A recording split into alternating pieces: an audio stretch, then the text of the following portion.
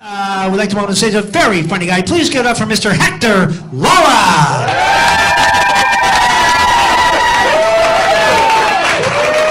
Give it up for Tom, everybody.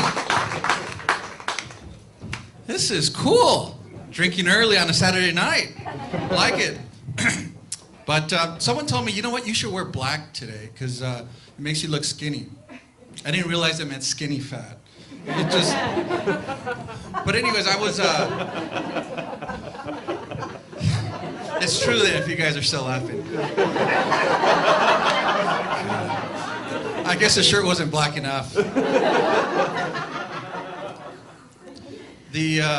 was thinking the other day, a friend came up to me and he said, hey man, what do you think on, I'm thinking of having a baby. And I said, you know what, whenever you're ready, that's the right time. And that's it was simple. But I remember before we had a kid, everybody was pushing us to have a kid. Look, you gotta have a kid now. You're missing out on the greatest experience ever. Look, if you have to, kidnap a baby, but you gotta have a kid, you know? So eventually we were, you know, because it's interesting because it's almost like they're pushing you into some kind of cult, some kind of religion. And it got to a point where we started avoiding couples with a newborn, because it's almost like they're like the recently converted ones. And so they're almost used as like the Jehovah's Witness of baby having, you know? So like they would knock on their door. Hey, we could see you in there. We could see you hiding behind the curtains. You guys should have a baby while you're there. But so eventually we bought into it and we had a kid. But the moment that you have any questions or you need any help, everybody disappears. It's weird. It's like when you go buy something from a dicey store you've never been to, and you go back a couple of days later, and they've gone out of business. That's exactly how it is. But the thing with babies is that there's no returns. There's no returns. It's not like you can shove the baby back up the hole where it came out of. Believe me, we tried. Like, it was so rough that I was thinking at one point, I'm like, maybe if we put it back inside, she could digest it, and we'll just get a dog. Like, so it was rough. It was rough. So it's not easy having a baby. But it feels like the parents, people with kids, have something against people without kids. Like they're jealous of their money, of their freedom, of their happiness. Like there's a thing where like, hey, you should have a dog. It's kind of like having a kid. And they'll tell you no. Anyone with kids will say, no, that's not the same thing. Well, knowing what I know now, it's exactly the same thing. It's exactly the same thing. You have to feed them. You have to bathe them. You have to take them outside to go poop. Same thing with a dog. You know, it's the same thing, so don't let them discourage you. But if you've been around parents, you'll notice they complain about everything. They complain about jobs. They complain about their relationships.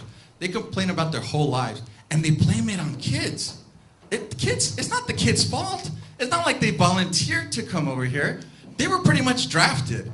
They were like, all right, sperm, if your number is 1 through 20,000, you're up. You know, that's basically how it comes up. Kids don't have a choice to come here. But the problem is that parents create the own hell that they live in. And it starts basically the first moment that parents lose control or that their authority is questioned, they begin by bribing their kids. And that's a problem. Instead of parenting, instead of disciplining, instead of maybe using a timeout or two, they go for the big gun. And the biggest gun in a parent's arsenal, in any parent's arsenal, is ice cream. Yep, it's ice cream. And it's amazing. Like in public, you'll be out in public and you'll see a kid with their parents.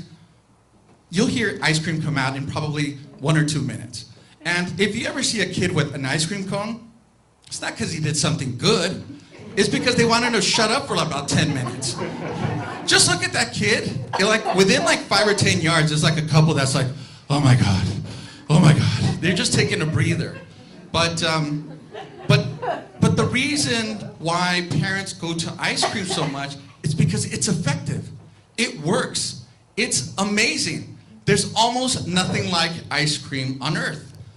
Parents use ice cream to control their kids like women use their bodies to get a man what they want him to. The only difference is ice cream tastes better, and you don't have to worry about spitting out any hairs when you're eating it. Well, it depends where you get your ice cream. But you know, ice cream will get kids to perform miracles you didn't even know were possible. It's amazing. Like, if you don't think the house could ever be clean, ice cream will clean it. Kids are not eating their vegetables, dip them in ice cream. I'm even positive that when God was teaching Jesus how to walk on water, like the moment that God mentioned ice cream, Jesus did the moonwalk across the Sea of Galilee. You know, it's amazing how powerful it is. Like I have it on good authority that the Gulf War started because of ice cream. Like, basically, Saddam Hussein didn't want to give up his stash of Iraqi Road ice cream, so we went in after it. I know. I wanted to say Iraqi Road, basically. I told that joke to a friend. He's like, that sounds like it tastes like Shiite. I'm like, you're so negative. You should look at it from the Sunni side of things. But my biggest complaint isn't so much that parents use ice cream. It's that they start with ice cream. You don't start bargaining with ice cream. You have to build up to ice cream. When do you see a SWAT team member say, okay, put down the gun, and we'll give you $1 billion? It never happens that way. You have to work your way up so that you can maintain control, and so that you don't have to give up too many concessions. But it's interesting because with ice cream, it only lasts for a few years, and then kids start getting smart, and basically as parents, we're used to it. We wear different hats as parents. We're nurturers, right? Kid gets hurt. Come here, honey. Let me see your eye. Well, at least you have another eyeball. We're a judge, right? Kids are fighting. Give me that doll. Snap it in half.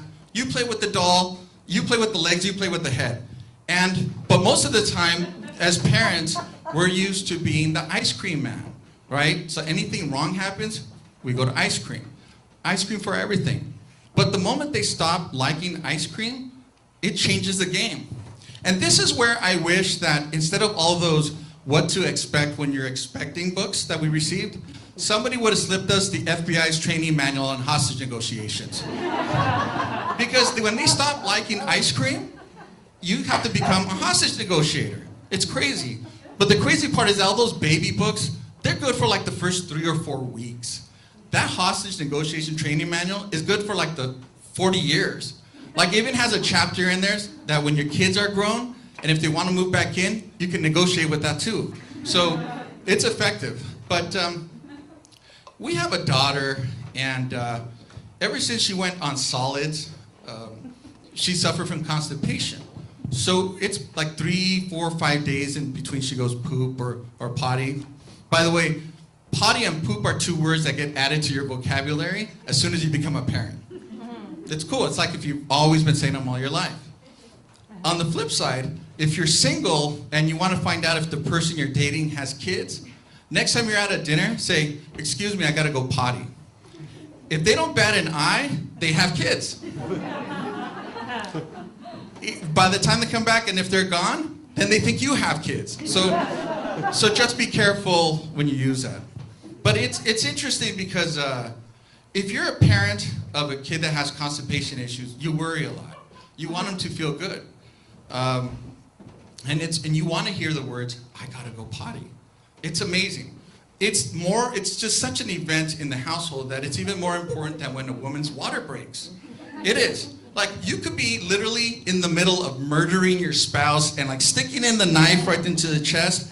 And if you hear, I gotta go potty, like the person that's getting stabbed will be, you go, I'll take the knife out and clean up this mess. Like, that's how big going potty is to a kid with constipation issues. But the other day, our daughter had taken about 3 or 4 days. It had been about 4 days or so. We were worried. We're to the point where we're thinking of taking her to the emergency room. And then she goes, Mommy, Daddy, I need to go potty. We're like, yes! So, and it doesn't go right away, because the thing about kids with constipation issues is they hold it in because it hurts. They remember how much it hurt last time, so they hold it in. So it's not like 5 minutes and she's done. So it's always like, it feels like I'm in the 1950s hospital in the waiting room, just waiting for the delivery, just like chain smoking, and just waiting for like a doctor to come and say, hey, it's here. It's a turd, you know? But so it had been about 45 minutes to an hour. So then I told the wife, let's go check on her. So then we go up to the door and we were like, honey, are you in there? She goes, yes. Did you finish going potty? No, not yet. Well, honey, it's been about 3 or 4 days since you've gone and you've been in there for 45 minutes to an hour. You gotta go. Well, I don't want to anymore. And at this point, I understand that it kind of hurts. So I look at my wife, I'm like, time for the ice cream, man. So then I go down, honey, if you go potty, we'll get you ice cream. And then no reaction. I'm like, honey, did you hear me? We'll get ice cream if you go potty. Yeah, I heard you. Well, what's wrong? Well, Daddy, I'm a big girl now, and you're gonna have to step it up from ice cream. And then the moment that ice cream stops working for you, it's like being in an emergency and not having an emergency kit. You're not prepared. You're not prepared what to do. So I said, well, what do you mean? Daddy, I need you to make me an offer I can't refuse. And I turned to the wife, have you been letting her see The Godfather? Like that was good. So, okay, honey, you're gonna have to tell me what you want. Okay, Daddy, well, we could start by you giving me a puppy. I'm like, a puppy? Well, that's a lot of responsibility, but I'll think about it. Is that it? Well, I also want you to wire $5,000 directly into my piggy bank. I was like, $5,000? I didn't know she could count to $5,000. Honey, we don't have $5,000. Yeah, you do. Mommy has it.